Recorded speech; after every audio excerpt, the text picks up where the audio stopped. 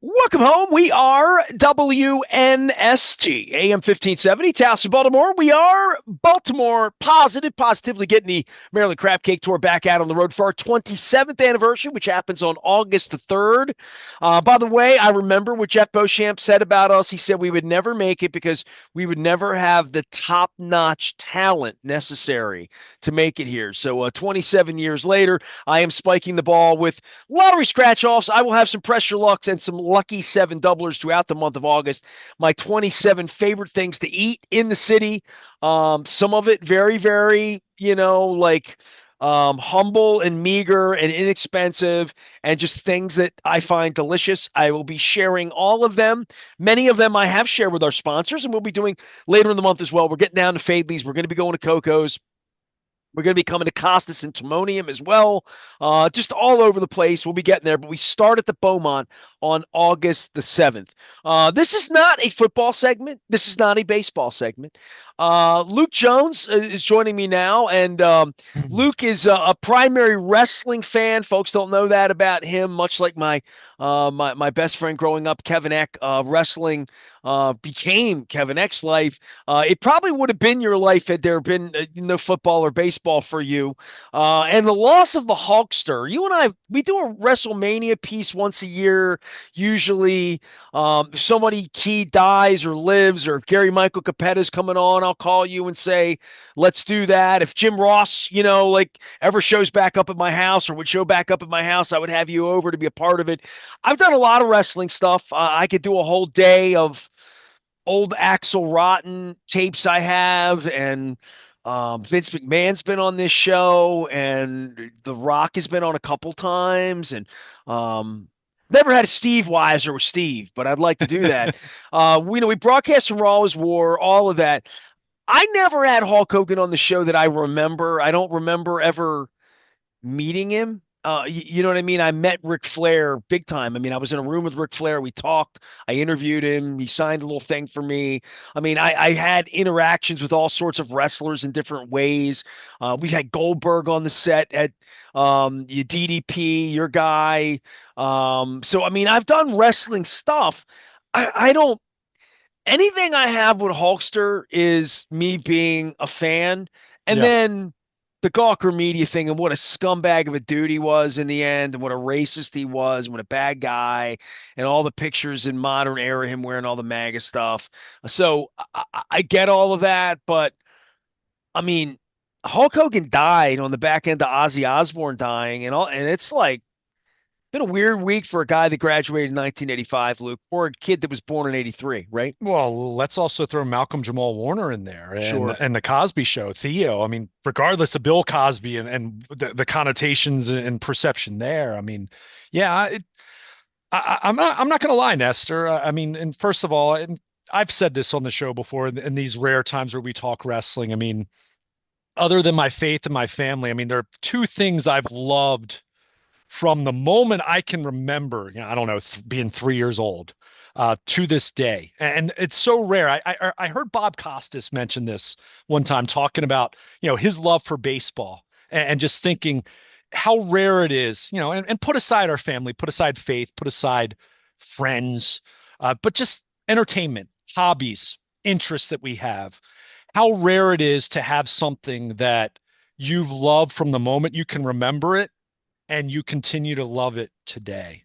I have two things in my life that fit that description: baseball, and more specifically, growing up with the Orioles. It was Cal Ripken and Eddie Murray. I mean, those are my I guys. have Geddy Lee and the And Houston Oilers. That's all I got, and you know. and the other one was professional wrestling. So Hulk Hogan. I mean, I was born in 1983. I mean, hello, I was exactly who Vince McMahon and Hulk Hogan were catering to in 1987, right? I full disclosure, I listened to there's a Sirius XM station, Pro Wrestling 24/7. It just went to a full-blown station after years of just being a 3-hour show. I was listening to that and arriving in Owings Mills for training camp on Thursday when they kind of shifted gears. I forget what they were talking about, just something pertaining to WWE or something, and they announced it, and it took my breath away. And I say this with a full recognition that there's a difference here between kayfabe, which is the term that is very well known in wrestling, but it applies to all forms of entertainment in some shape or form.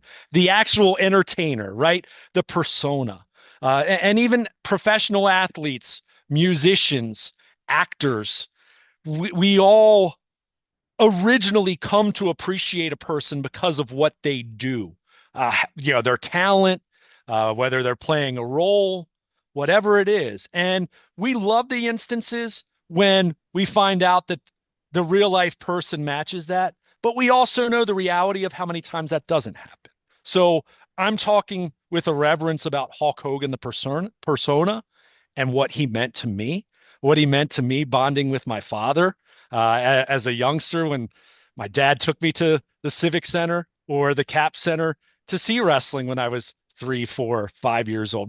We weren't a Jim Crockett Promotions family. I wish we had been. That's something I've Your gained dad more. took you to the Capitol Center. Yeah, He did love you. See that? once or twice. I mean, and obviously the Civic Center was great because it had both. But I was a WWF kid. I mean that's who it was for. It was for the kids, right? I mean, if I had been a teenager then, I probably would have liked Jim Crockett Promotions and the NWA way more. But like Hulk Hogan was everything. I mean, you know what? You ask 5-year-old Luke who his biggest heroes were besides his dad and his mom. It was Cal Ripken, Eddie Murray, and Hulk Hogan. I mean that's just who it was for me. So when you hear that he's gone, I mean, first of all, you just think about his persona. I mean, he was a superhero in real life. Like even though it was a story, right? Even though it's predetermined. I mean, he's one of those individuals that you think like not gonna die. Like, Yeah, the gold trunks, as the red and the silly, gold and the yeah, hair and the yeah. I muscles mean, and the yeah. and there was a little bit of this going on when Ric Flair, if you recall how dire his health situation was 7 or 8 years ago. I mean, he was in a coma for weeks.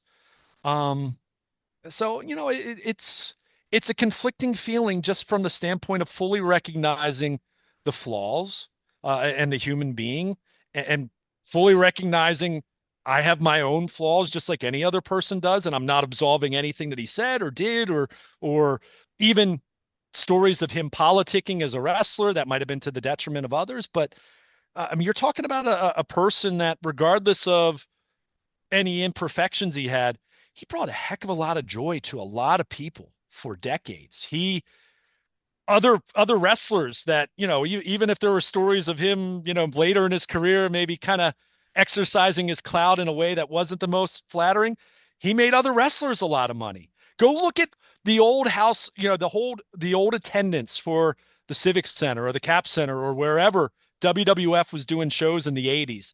If Hulk Hogan was on the top of the card, it was sold out. If he wasn't on that card, there were They maybe better four. have There Andre. were 4,000 people there Literally, compared. they would get Yeah, Andre yeah, because they couldn't sell tickets. Yeah. and like a few years later, Randy Savage kind of filled the Andre role as like a good, not a 1A, but at least a good B to Hogan being the A. But I just think about that. I think about memories that I have with my dad. I mean, my brother and I, to this day, I mean, I'm a big wrestling fan, and my brother and I, we get along well, but he's not into sports a whole lot. He'll watch the Ravens, but maybe I get him to watch an inning of Orioles baseball every now and then. But 80% of what we watch together on television is AEW, WWE, or some kind of other wrestling. Sometimes it's something on Peacock, which has the whole WWE and NWA and all kinds of old stuff, and we'll throw that on. So anyone who loves professional wrestling, I mean, and this is where Well, it's he tough. built it. I mean, yeah, yeah. He and Vince McMahon, and Vince McMahon with the things you can talk about with him and his transgressions as a human being. But you think about how much those two did, and for what's become a multi-billion-dollar industry. I mean, not just WWE. I mean, WWE is the Disney of pro wrestling. It's the overwhelming. It's the Kleenex brand that everyone just refers to wrestling as WWE now. But there are other companies, AEW, TNA, Ring of Honor for years. I mean, you go down the list. New Japan, as far as global brands, but none of it would be what it is today without Hulk Hogan and Vince McMahon and that partnership. And neither one of them would have been as successful as they became without the other. And, again, there's a conflicted element to that.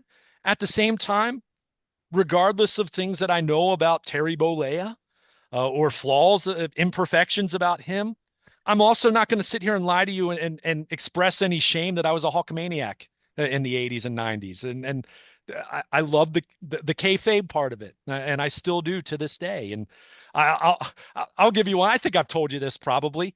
When Hulk Hogan lost to the Ultimate Warrior, WrestleMania 6. So this was 1990. I was 6.5 years old then. So I sobbed, and that was the moment when my parents kind of peeled back the curtain for me a little bit and said, like, this is kind of, it's a show. And I sobbed. You would have thought it was the Ravens didn't even exist then, but just talking in terms of, you're a Baltimore sports fan, the Ravens, the Orioles, and the Terps all lost the championship, their respective championships on the same day. I mean, that's how devastated I was. But it's silly to talk about it now. I laugh about it now, obviously, but that's how much it meant to me as a kid. So yeah, I was sad, and some of that sadness is also knowing how beloved his persona was, and that not being able to be better married with him as a human being, in a way that I would say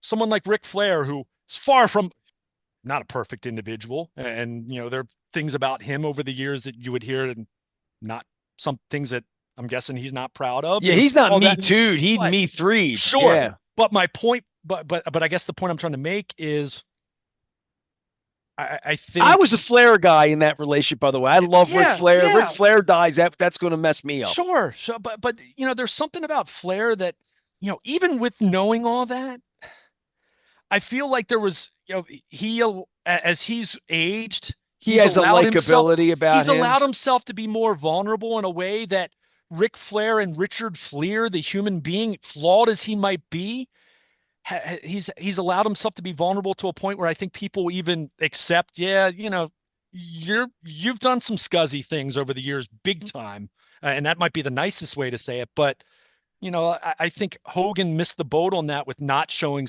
some contrition over certain things, and obviously that, people are going to feel a certain way about it, but acknowledging that part of it and wanting to show sensitivity to that part of it, I still love the persona, and it's something that I will remember fondly, and makes me think of my dad. And I had friends and family members text me just because they know how much of a wrestling fan I am, and, Dude, when Hulk growing up in Hogan that walked era. into the arena and you're 6 years old, 8 years old, I 10 years mean, old, and I'm 30 at the time. it's It amazing. it was it was Ray Lewis, right? I mean, they're And very similar. And Caitlin Clark's dealing with that. The Beatles, the New it's Kids on the Block. Pick anything you want. Pick that concert when Van Halen was on top of the world, or with David Lee Roth, whatever.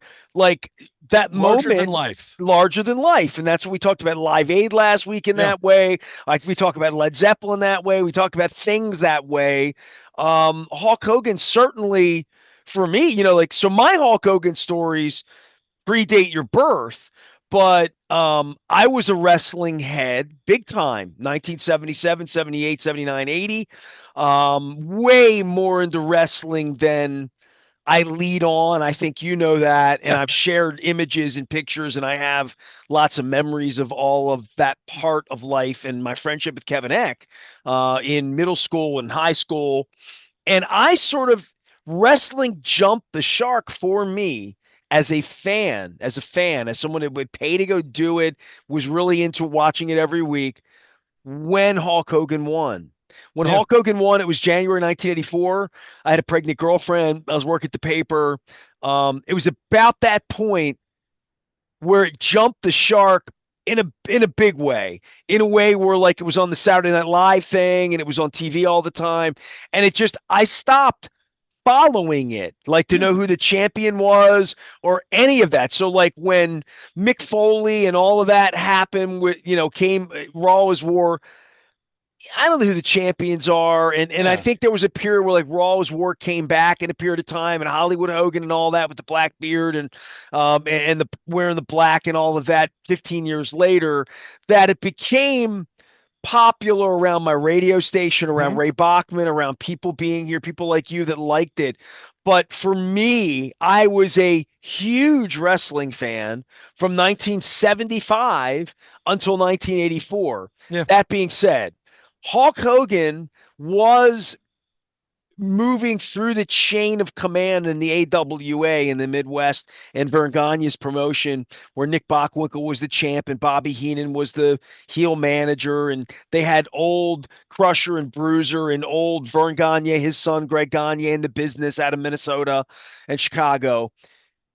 Hogan came from that out of the Memphis promotion. And I could get Chip Namias on to talk about Jerry Lawler and the King and Mid Yeah. South and all of that. But Hogan came into the Capitol Center as a bit of an unknown. He had not been on television. He had not been on the WWE, but he came in and had a match with Bob Backlund. And like it was really weird because it was right around the time he was about to get the Rocky roll and the Thunder Lips roll and all of that and come in as a heel with Freddie Blassie as his manager and into the WWE. McMahon was about to buy him from the promotion of the AWA, and he was in a match at the Capitol Center that was like a dark match that nobody really knows about, and you know about it because you're a wrestling head. If you have more history than I have, tell me. But DC kind of dabbled with Dusty Rhodes at one point with a bull whip thing with a lot of blood and Superstar Graham when they kind of crossed the WWE Hmm. NWA divide. So I saw Hogan before anybody saw Hogan because he had never wrestled around here. And this Capitol Center thing was like really like weird because Backlund was, he was doing the Greg Valentine and whoever the heels were, Adrian Adonis, George Steele, whoever the bad guy, Killer Khan, whoever the bad guys were then. And Hulk Hogan, there was no typical storyline buildup where bad guy comes in, beats up somebody, gets a manager, you know, beats up Ivan Putski, and then gets the title shot, a shot at the belt. And Hogan did that. So Hogan then became part of the vernacular because after that Capitol Center event, it was March of 80, 81, somewhere in there. Sounds about right. Yeah, I can look it up, and I did a couple of weeks ago because I'm trying to get Jeff Krulik on, the guy from the Capitol Center book. And actually, there was a piece with Leonard Raskin and I from Costas and Dundalk where we did a Capitol Center book piece. I held up my ticket stub from that event, and I had Googled it. I Googled it a couple of weeks ago because like Tony Atlas was on that card, like just trying to Larry Zabisco, it was that era, and Hogan became from that moment till 3 years later when he won the belt and the whole thing with Iron Sheik kind of happened after Backlund. They were trying to get rid of Backlund. And really moving into the entertainment era, Sure. moving into the Cyndi Lauper, Freddie Albano, where it was truly going to make a lot of money and be a national act. And as you said, become Kleenex for wrestling. um, Hogan was identified as the guy, and Ted Turner sort of had, his thing and their money and TBS and cable television and all of that. And that became really the battle between Coke and Pepsi. But Hogan, man, like 1983, summer of 83, he's still in the NWA and he had been in the WWE as a bad guy with Blassie, went away, and then McMahon put money up, and I guess obviously Thunderlips had happened. In the summer of 1983, my family's greatest trip ever. My dad came and said, "Where do you want to go?" I said, "I want to go to St. Louis, Kansas City and see baseball games, see the Phillies play." My mom always wanted to see the fountains in Kansas City. I told you that when we were out in Kansas City 11 years ago now. And the Kiel Auditorium had wrestling matches, and we ordered away for Phillies Cardinals tickets. Danny Cox made his major league debut. I saw Steve Carlton pitch, the whole deal. It was 83 Phillies. So they were about to play the Orioles in the World Series.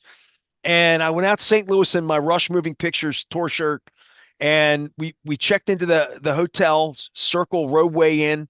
If I ever took you there for barbecue to Pappy's, it's right by the Washington U campus, and it's gone now. It's a parking lot. The hotel was a Circle Roadway Inn, and we checked in, and I got the St. Louis Post Dispatch because I was such a newspaper head. I mean, I was just like obsessed with wanting to work in a newspaper. I bought newspapers, I read newspapers, I was obsessed with newspapers, clipping them, reading them, kind of like the guy in the Clint Eastwood movies, but without the all the rage.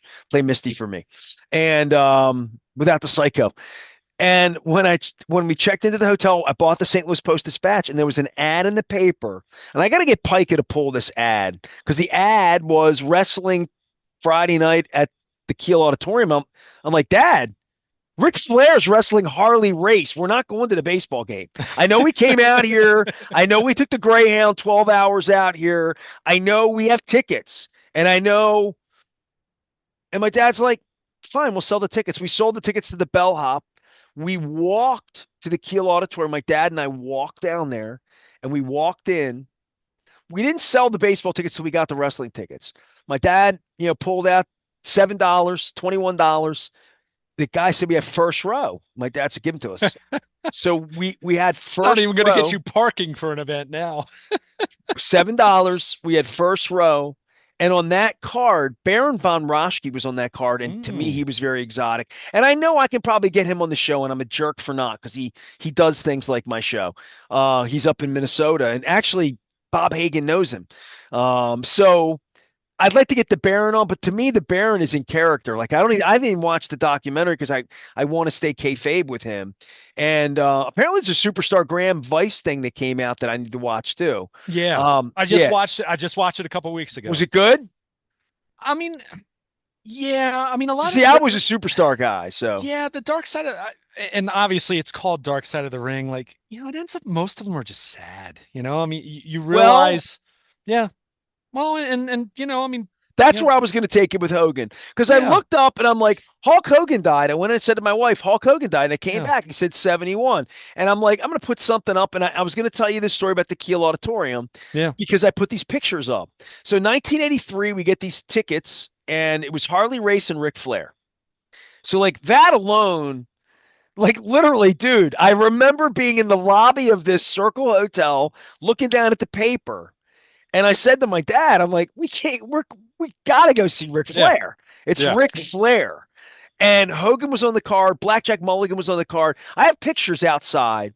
And I had a Pentax camera, the same one I always took the concert pictures with and whatnot that I got for my birthday the year before. So I was a little bit of a serial picture taker. I was trying to, hone my skills. And so I took a couple of pictures and I stood outside the Keel. My parents went in and I was outside alone when the wrestlers were arriving. Ric Flair showed up in a white Lincoln Town car, hair out. I got pictures of all of that. So I had a fanboy moment in 1983 with the Hulkster before you that's were great. born. You were in your mother's belly.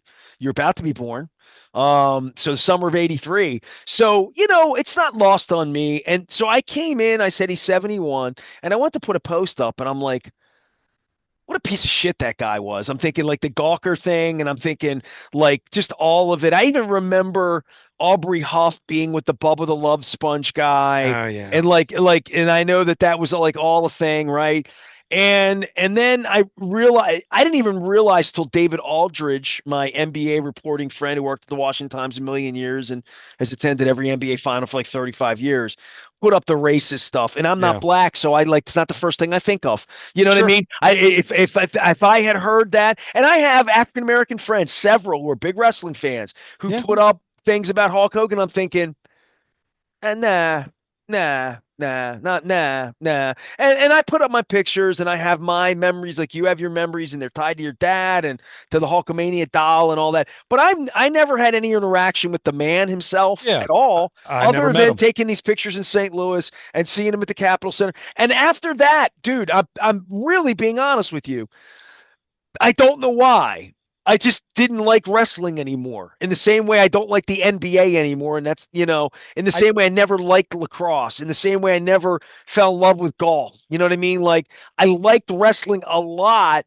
And the minute he won, it became such a ubiquitous, it was a jump the shark. I didn't hate wrestling, and Yeah, everybody knew who he was, but I didn't like watch it every week. And I got invited to go to the matches, and Kevin, my best friend, was obsessed with it. sure. And I was always much more, I'll go see Flair. When Flair's in Yeah, town, I'll go see the Bash. I was although I attended when Cyndi Lauper came in and they did the Hall of Fame, I was at that night when she performed and Alban. I mean, when they had the Slammies, right? yeah.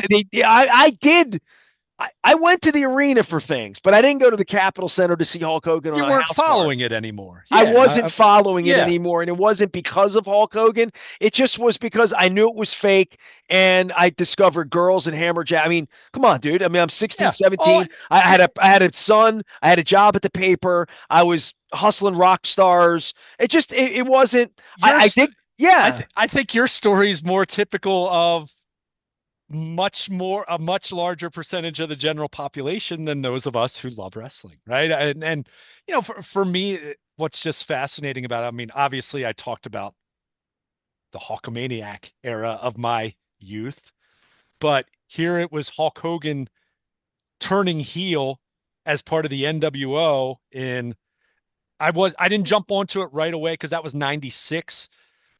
Full disclosure, it came down to the fact that my family finally had satellite. I could right. finally get TNT and USA that I get. He sucked me back You're in, and making your key point for the Orioles' future. If I can't get the oh, games, I sure, can't follow the no story. question, no Yeah. question. But so and to be clear, like I yes, I consider myself a lifelong wrestling fan, but from about 1993 through 98, I didn't really watch it anymore. Hawk had, dipped out of WWF at that point. He had gone to WCW. I was mildly curious. I remember watching the pay-per-view when he finally wrestled Flair because that never happened in WWF when Flair had been there a couple years earlier. But I didn't watch it. It wasn't on TV regularly, and I wasn't on broadcast TV. But the whole NWO thing and a bad guy, Hulk Hogan, when I was 15, that was appealing to me. And then Stone Cold Steve Austin, and then The Rock, and then Goldberg, and like, the whole Attitude Era, the Monday Night Wars, all that. And then the final act, and I don't want to get drag on too long here, but The Rock became my guy. He was my guy that, from that era, late high school into college before he started doing movies and abandoned WWE as a full-time wrestler. But he had the WrestleMania match between, it was billed as wrestling's past versus wrestling's future, even though it was hilarious because The Rock, that was his last year as a full-time wrestler at that point. But it was Hogan against Rock at Skydome in Toronto. Hogan, it was the NWO version. The NWO had invaded WWF at that point. I think they were still WWF for like another few months at that point. Um, and the whole story was supposed to be babyface Rock against heel Hogan at Skydome. The Toronto crowd had none of that. And everyone always thinks the top WrestleMania moment, what? Hogan versus Andre, WrestleMania 3, Pontiac Silverdome. I watched that on closed circuit TV in Towson with my dad. It's one of my earliest flashbulb memories as a, 3.5-year old. But that Hogan Rock match, they changed it on the fly because that crowd was so overwhelmingly nostalgic for Hulkamania that he worked babyface and Rock shifted to heel. And it was an amazing match. I mean, it really was. And it was, this was Hulk Hogan back in WWF for the first time in 9 years at that point in time. And it was just extraordinary. And it gave him a final run as a, regular wrestler in WWF. And He came but back as Hulk Hogan at the end, blonde hair and he like so he came back to WWF as part of the NWO, Nash and Scott Hall also, but it was short lived because the fans were just they were so bonkers about him being back in WWF that they just wanted to cheer him, and then eventually they leaned into it, and he had one more brief month-long title reign a couple months later, and so I mean, I just spelled it out for you right there from me in the mid 80s as a little 2 and 3 year old who knew all the wrestlers, but Hulk Hogan was his guy, to at that point in my life being 19 years old, I guess, and loving it all over again. I mean, it's just, anyone who loves wrestling, whether you were a Hulk Hogan guy or whether you're a Ric Flair guy or whoever, plenty of people don't like Hulk Hogan, and understandably so with the away from the ring, Terry Bollea. I get it. But anyone who loves wrestling, without Hulk Hogan and Vince McMahon and that partnership, who knows what it would look like today? I mean, it certainly would not be what it is today if not for that, because those two took something that was so carny and so regional, the territories, all of it. It was small potatoes everywhere except for a couple parts of the country, and they made it this global entity. I mean, it's just, you have to recognize that regardless of how you feel personally about Terry Bollea or any of that. And I'm not going to tell anyone how to feel. There's plenty of things he said and done that I don't like. I'm not going to sit here and defend it, but recognizing, I mean, I've heard him called he's the Babe Ruth of wrestling, and no disrespect to Bruno or Flair or anyone like that, but Hogan's the biggest superstar, biggest draw that the business has ever seen. And everything it is today can be connected back to Hulkamania blowing up in the mid 80s and what that meant for the business, for better or for worse, but for how successful and how lucrative it became and what it is today. I mean, you have to recognize that regardless of how anyone wants to feel about them, and they can feel how they want. Well, I'm glad we're Again, reminiscing. I'm glad we did yeah, this because like I had my own memories that I could get off my chest about it. But the other part of this is I came back in and said scumbag, and I'm like found those pictures and I put them up. You can find them on my Facebook of a very Thunder Lips looking. It was that era. It was 1983. Looks like Thunder Lips, literally out on the street. But dude was touching his muscles in the picture. It's funny. But I said 71, and I'm yeah, thinking sad as a 56, soon to be 57-year-old guy.